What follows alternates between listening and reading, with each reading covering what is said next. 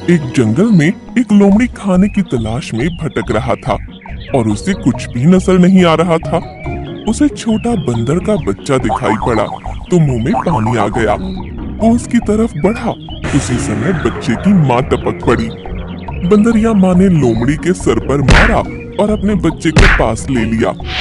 लोमड़ी आगे बढ़ गया, लेकिन वहाँ पर भी उसके सामने एक बाघ आ गया। वो जान बचाने के लिए भागने लगा और बाघ पीछा करने लगा। दोनों भाग रहे थे। बाघ लोमड़ी को पकड़ नहीं पा रहा था, क्योंकि लोमड़ी जान बचाने के लिए भाग रहा था।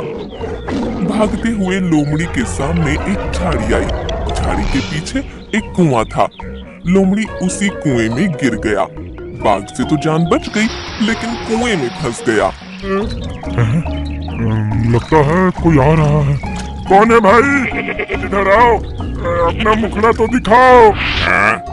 ये आवाज कहाँ से आ रही है? कहीं आसमान से आने वाली आकाशवाणी तो नहीं सुनी मैंने?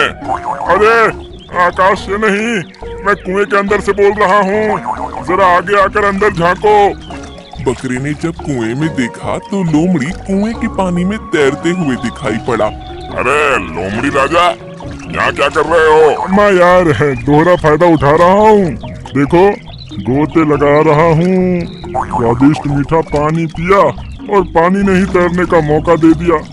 सारी गर्मी छो मंतर हो गई है। बड़ा आनंद मिल रहा है। आओ तुम भी आनंद उठाओ, ठंडा मीठा पानी पियो और गोते लगाओ। मैं तो यहाँ अकेला हूँ, लेकिन एक से भले दो होते हैं। लोमड़ी की चालाकी से भरी बातें असर कर गईं और बकरे के मन में कुएं में कूदने की इच्छा जागृत हो गई। बस फिर क्या था, उसने आगे पीछे कुछ सोचा नहीं और कुएं में झम से छलांग लगा दी।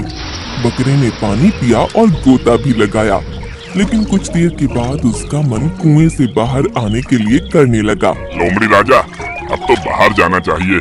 कैसे निकला जाए? मुझे भूख भी लगी है। बकरा भाई, तुम एक काम करो, पंजे के बल पर कुएं की दीवार पर खड़े हो जाओ। मैं खुद तुम्हारे सर से होते हुए ऊपर कूद जाऊंगा। बाहर निकलकर तुम्हारे लिए हरी हरी घास लेकर आऊंगा। उसके साथ साथ अपने घर से एक सीढ़ी लाकर तुम्हें बाहर निकालने का मार्ग भी बनाऊंगा। इसके बाद बाहर चलकर हम अपनी दोस्ती को आगे बढ़ाएंगे, मौज मस्ती और आनंद उठाएंगे। बकरा दो पैरों पर कुएं की दीवार के सहारे खड़ा हो गया। लोमड़ी उसकी पीठ पर चढ़ते हुए सर से होते हुए कूदकर कुएं से बाहर निकल गया।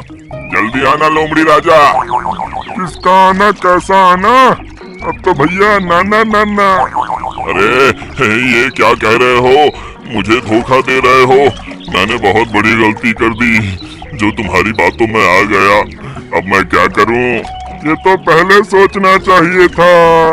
इस तरह से धूर्त लोमड़ी चालाकी दिखाकर खतरे से बाहर निकल गया।